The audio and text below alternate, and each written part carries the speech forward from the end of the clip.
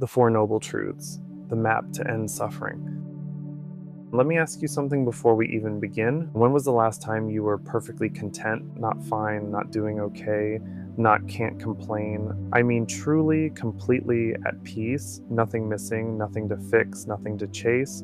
Take a second, really think. For most of us, the honest answer is, I don't know, maybe a moment on vacation, maybe holding a baby, maybe right after a really good meal, before we started worrying about the dishes. And then almost immediately the mind goes, yeah, but the bills. Yeah, but my back. Yeah, but the email I haven't answered. Yeah, but what they said at dinner. Yeah, but that little that endless restlessness humming underneath everything. That is the entire reason a man named Siddhartha left his palace 2,600 years ago. And the four things he eventually figured out about it are what we're going to talk about today. Welcome back. I'm so glad you're here. Pour yourself some tea, settle in. Today we're going to look at what is, without exaggeration, the heart of the Buddha's teaching, the Four Noble Truths. Now I have to tell you, the Four Noble Truths have a marketing problem. They sound like something you'd find on a dusty plaque in a museum. The Four Noble Truths, it sounds austere. It sounds like a homework assignment from a religion you didn't sign up for. People hear noble truths and immediately picture stone statues and incense and somebody telling them they're not allowed to eat cheeseburgers anymore. So let me reframe it for you. The Four Noble Truths are not a creed. They are not commandments. The Buddha didn't say, believe these four things and you'll be rewarded. He said something much more interesting. He said, here is a diagnosis of the human condition. Here is what's actually happening to you, and here is what you can do about it. Don't take my word for it. Go check. That's it. That's the deal. The Buddha, in fact, often described himself not as a god, not as a prophet, not as a savior, but as a physician, a doctor, and the Four Noble Truths follow the exact pattern any good doctor uses when you walk into the office. 1, there's an illness. 2, here's what's causing it. 3, the good news is it's curable. 4, here's the treatment plan. That's it. That's the whole structure. If you have ever been to a doctor in your entire life, you already understand the form of the Buddha's teaching. You just haven't applied it to the deepest condition you have, which is being a human being walking around with a mind. Okay, let's get into it. The first noble truth, dukkha. The first noble truth is the diagnosis, and the diagnosis in one word is dukkha. Now, dukkha is a Pali word. You'll hear it translated as suffering. That's the standard translation. And I have to tell you, and it's not a great translation, it's not wrong, but it's incomplete. And it's the reason most people, when they first encounter Buddhism, think it's a bit of a downer. Because if I tell you the first truth of life is that life is suffering, you go, well, that's not true. I had a pretty good sandwich today. And you'd be right to push back. Dukkha is bigger and subtler than suffering. The literal etymology is actually beautiful. It comes from the imagery of a cartwheel whose axle is slightly off-center. So when the cart rolls, it doesn't roll smoothly. It goes thunk, thunk, thunk, thunk. It works, but it's never quite right. Something is always a little off. That is dukkha. Life is the cartwheel that doesn't quite turn smoothly, the thunk underneath everything. So when the Buddha talks about dukkha, he's talking about 3 layers. The first layer is the obvious one, the kind of suffering that's hard to argue with: physical pain, grief, sickness, aging, watching someone you love die, stubbing your toe at 3 in the morning on the way to the bathroom. That is dukkha. Nobody's confused about that. The second layer is more interesting. This is the suffering of change, the suffering that comes from the fact that everything pleasant ends, the vacation ends, the meal ends, the relationship, even the happy one, ends either through breakup or eventually through death. The song you love finishes. Even your favorite Netflix series eventually has a series finale, and you have to live in a world without it. Every good thing carries in at the seed of its own ending. And on some level we know this, and it taints even our pleasures with a faint anxiety. The third layer is the deepest, and this is the one people often miss. It's what the texts call the dukkha of conditioned existence. This is the background hum. This is the fact that even when nothing is wrong, even when you're healthy and fed and your relationships are okay and the weather is nice, there is still a low-grade dissatisfaction in the mind, a restlessness, a what's next, a scrolling. You know this one. You have been on a beautiful beach with someone you love, with a cold drink in your hand, and your mind has still said, I should check my phone. That's dukkha. That's the cartwheel going thunk. The Buddha is not saying life is bad. He is saying, pay attention to that thunk.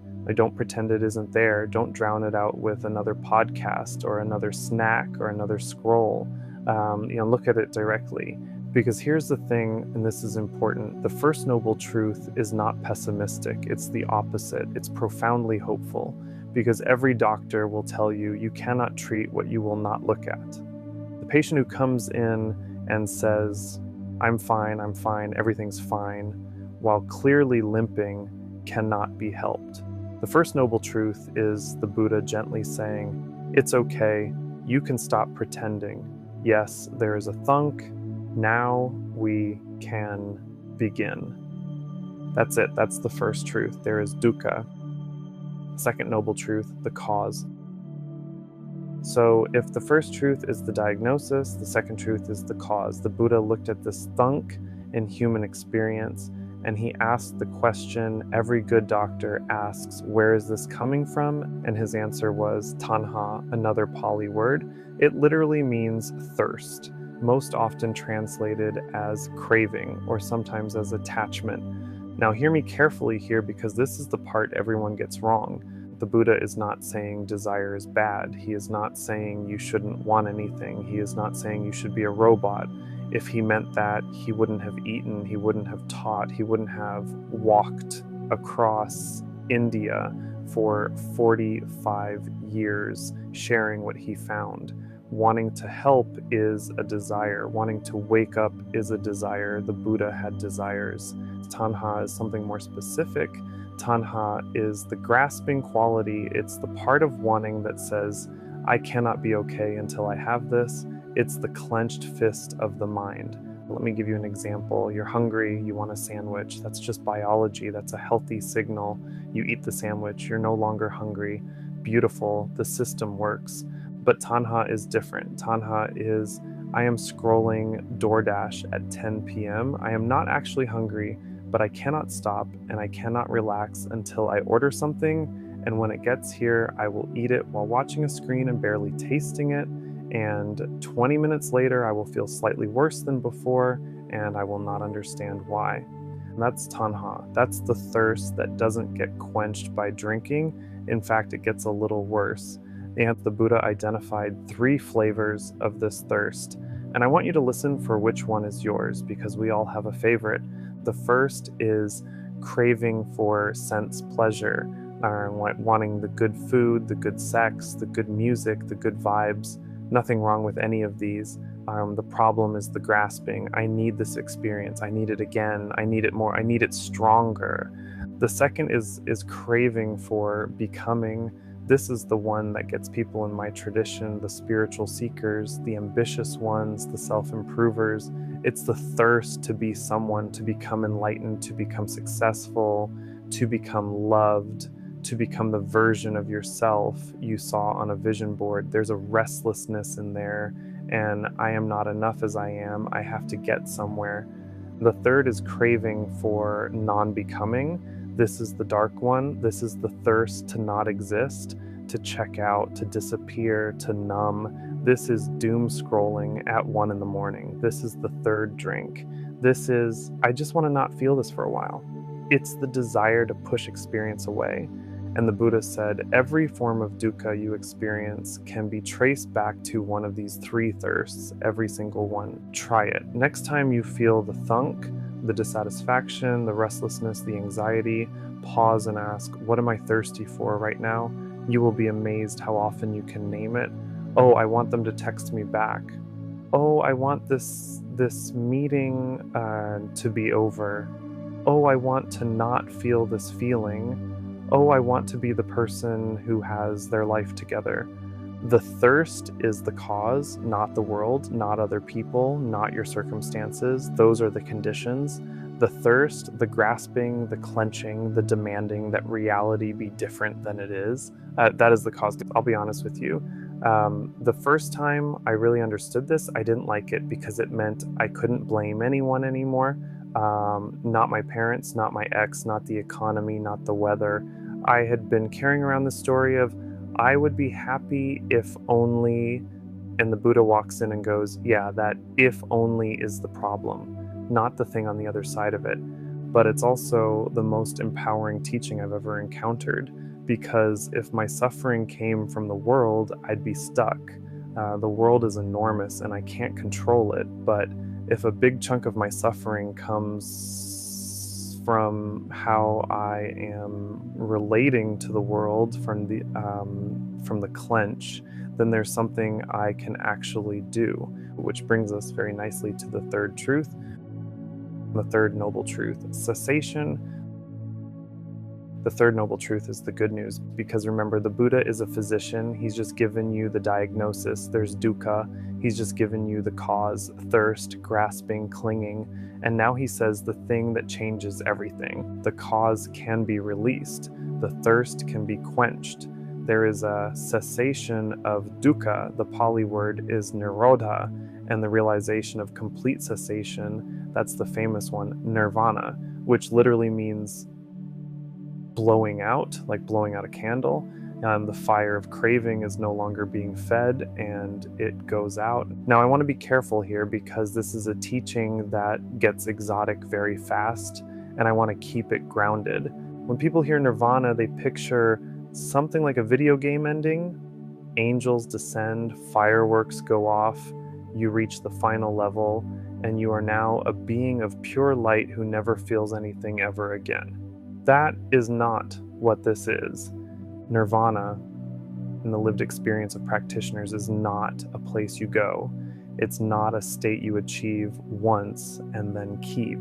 It's more like a quality that becomes available to the mind, the quality of non-grasping, the quality of being okay, the quality of the clenched fist relaxing. And the news the Buddha brings, and this is why the tradition has lasted 2,600 years, is that this is available to you, not just to monks, not just to mystics, not just to people who can sit cross-legged for 9 hours without flinching, to you in your apartment, with your job, with your aging parents and your noisy upstairs neighbor and your 19 unread group chats.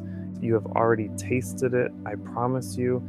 You have had moments, small, ordinary moments where the thirst was just not there, a walk in the woods where for a few steps you weren't trying to be anywhere else, a moment with a friend where you weren't waiting for it to be your turn to talk, a moment of music where you and the music were not separate, a moment of holding your dog.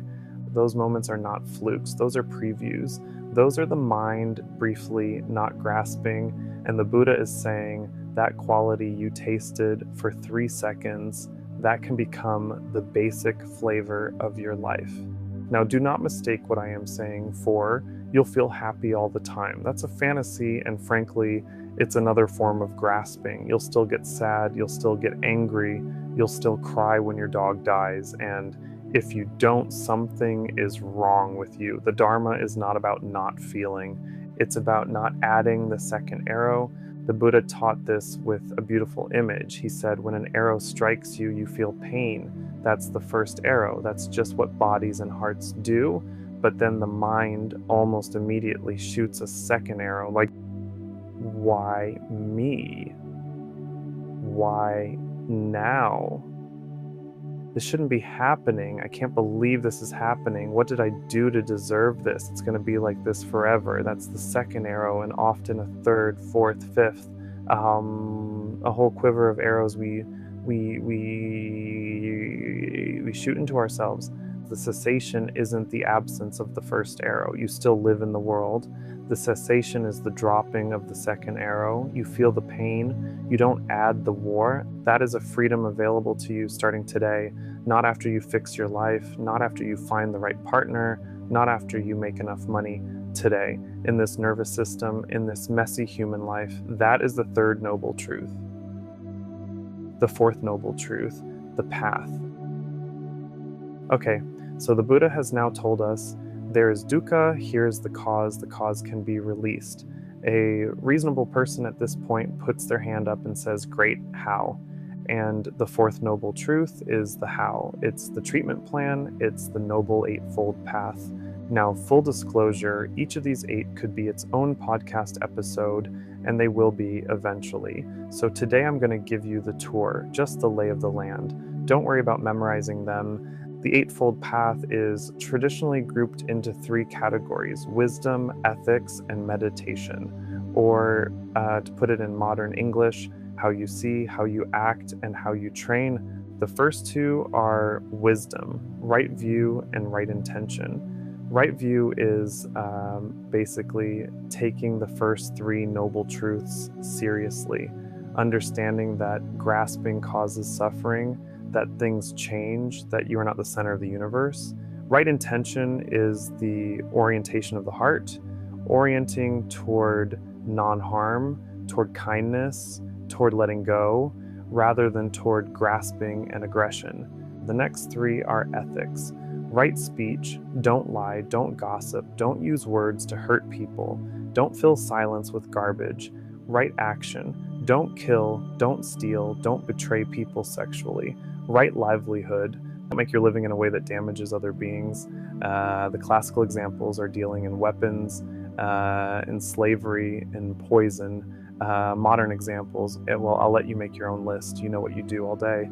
And then the last 3 are the training of the mind, right effort, putting energy into what's wholesome, not feeding what's unwholesome, right mindfulness, paying attention, actually being here in your body in this moment instead of mentally living 3 weeks in the future, and right concentration, the capacity to settle the mind, usually trained through meditation so that it stops bouncing around like a puppy on espresso. Now, here is the thing about the Eightfold Path that took me years to get, so I'm going to save you the time. The word translated as right, sama in Pali, does not mean correct as opposed to wrong. You'll be punished if you get it wrong. Don't read it like a commandment. A better translation might be skillful or wise or even well-aimed, like an arrow that hits the target. Right speech is skillful speech. Right livelihood is wise livelihood. And the second thing, these 8 are not steps. You don't complete number 1 and graduate to number 2. They are 8 spokes of one wheel. You work on all of them in a kind of weaving way your whole life. Your mindfulness supports your ethics supports your concentration supports your view. They prop each other up, but it's like, okay, I'll try a metaphor. Think of it like physical fitness.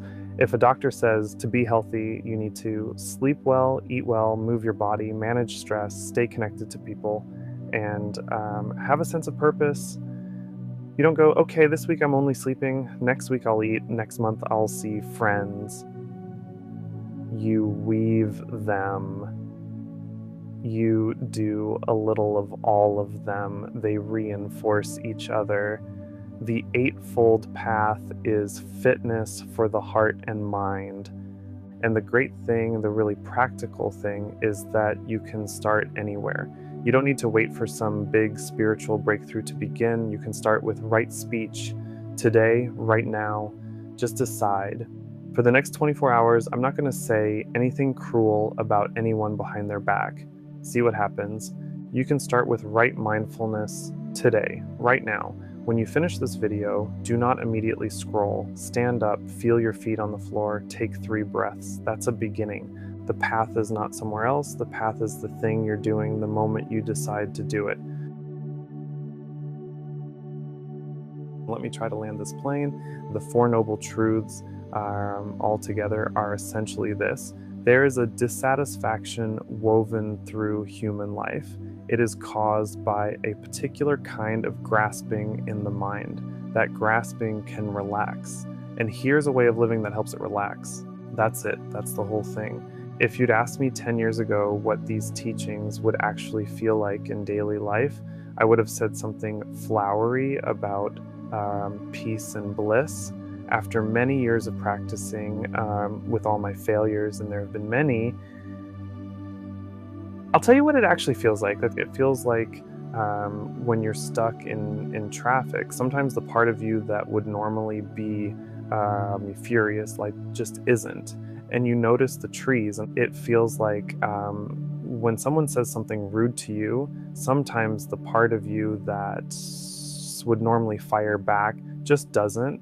And you can see they were probably having a hard day. It feels like when you fail at something you cared about, the part of you that would normally spiral into self-loathing for 2 weeks spirals for an afternoon, and then you make tea. That's it. That's the actual taste of the Dharma in daily life. It is not fireworks. It is the slow, quiet liberation of being a slightly less reactive, slightly more present version of yourself.